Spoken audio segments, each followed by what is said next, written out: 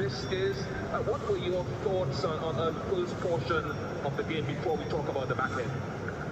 Well, I think, we bowled really well, especially the way they have started to restrict them under, 210. I think it was a great effort on this wicket by the bowlers, and then we started really well with the bat as well. I felt we have given, they have given a great start with the openers, and then I felt in the 12 and 13 overs we lost back-to-back wickets. That's something which really put us on the back foot, but I think, if they were there, it wasn't that harder to score, but I think in that period of time we just lost the momentum of the game.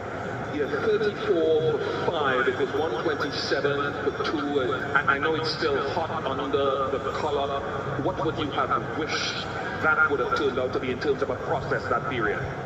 Well, I feel, on the wicket like this, 9-10 per over, it's not that the hard job to be done, and I feel like we just little bit lose the momentum at that time to go harder and to keep it a little bit for a longer period of time. And the boundaries were coming. I think on this wicket boundaries were coming easily, and but I think we just lost few early quick wickets in that period of time, which just didn't allow us to go on and keep the momentum till the end.